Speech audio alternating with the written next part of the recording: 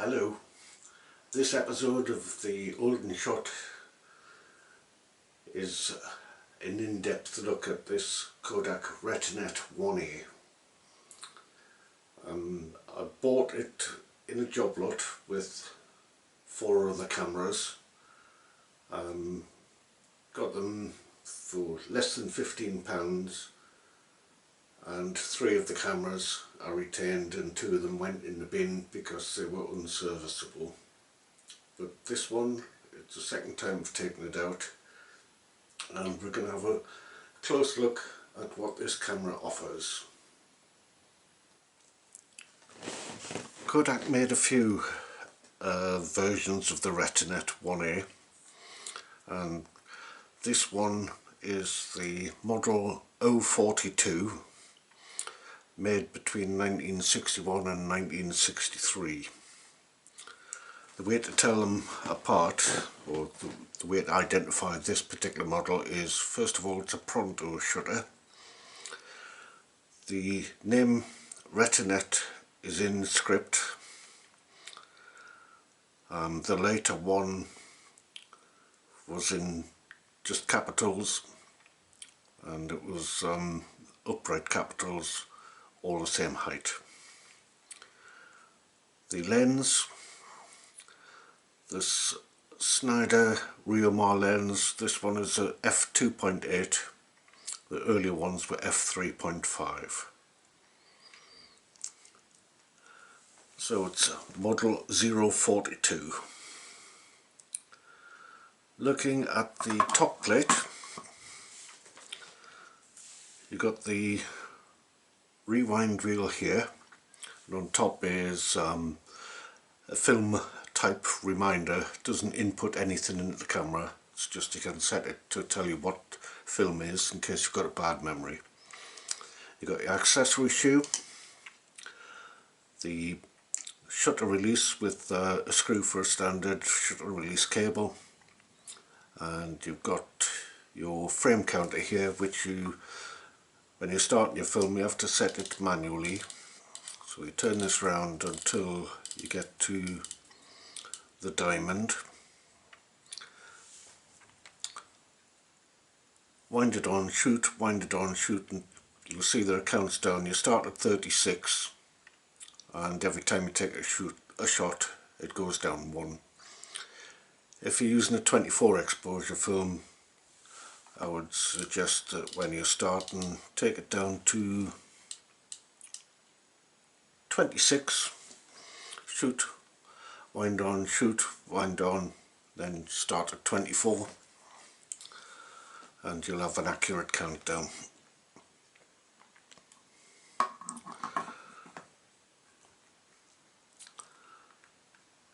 The Reomar lens is a triplet, 3 elements, and it's a good quality lens.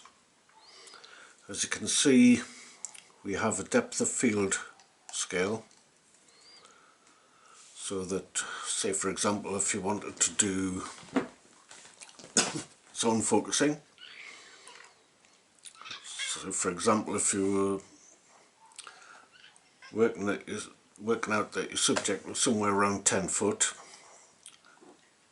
if you're working on f11 and your focus is set to 10 foot, the f11 on this side tells you how far your maximum focus is, which is over 30 foot, maybe 40 foot, and on this side as close as around about 6 foot. If you're on f8 it would be between 6.5 feet and about 20 to 25 foot. Hyperfocal distance is where you set the infinity mark on the aperture you're using. So if you're using f11, you see the infinity mark on f11, and it tells you that everything from around about 6 foot to infinity will be an acceptable focus. If you're using f8, move the infinity mark to f8 and it will tell you everything from around about maybe 8 foot, 8.5 foot to infinity will be in focus. It's quite useful on a viewfinder camera, so that you can be fairly sure that you're going to have some sharp shots. Where it does become difficult is where you're doing close-ups. To be honest, I don't recommend this sort of camera for close-ups. While I was out, I tried taking some close-ups. Some worked, some didn't. Apparently I'm not as good at guessing distances as I thought I was. But there are some aids here as well. If you're turning the focus, you'll find there's a dot there, and there's also, it feels like a click stop at 6.5 foot.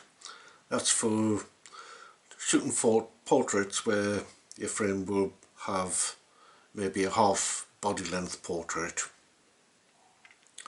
You go around a bit further, there's another click stop at just over 10 foot, and that would be for like a group of people where you could get them all in a frame.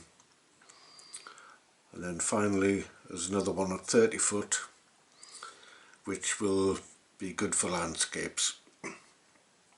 It also corresponds with the hyperfocal for f4.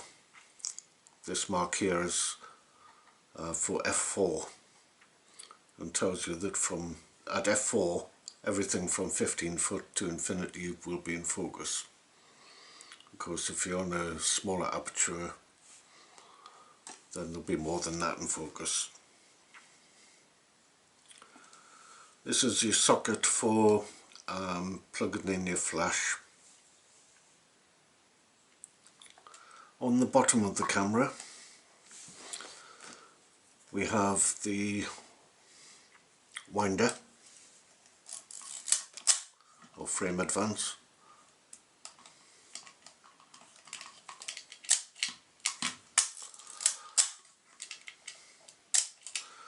It's the weakness of these Retinette cameras. The winder is actually plastic, quite brittle, and if it got a bang in the wrong position it would probably snap, and apparently it does happen on these cameras. On the more expensive Retina cameras, these are actually metal. Same sort of design, but they're metal, so they're stronger. Here you've got your tripod socket, standard size, and then you've got the button to open the back of the camera. When I first got this camera I was a bit worried that that would be quite easy to press, so you would accidentally open the back. What I found out in practice is you have to press it down quite a bit before the back will open. So it's unlikely that you would open it accidentally. Inside the back of the camera you've got your pressure plate there. There's also a roller here, which I suppose keeps the film in tension.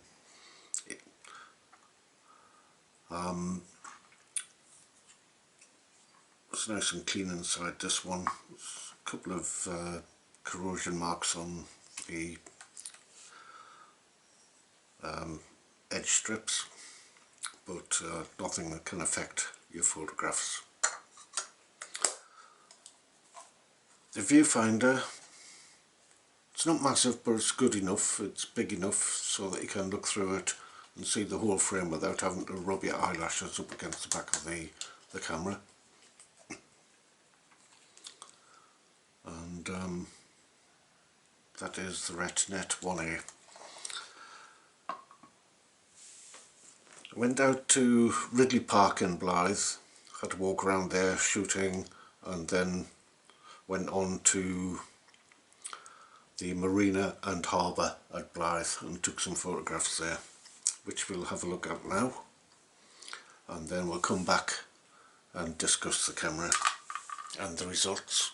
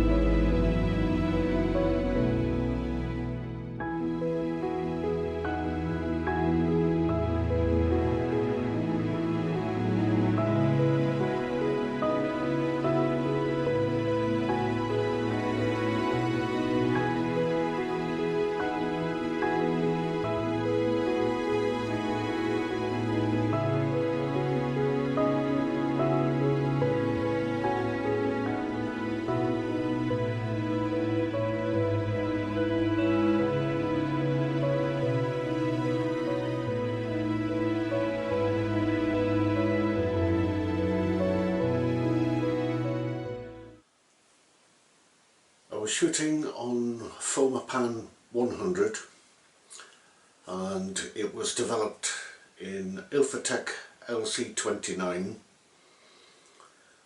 1 plus 19 dilution, 6.5 minutes.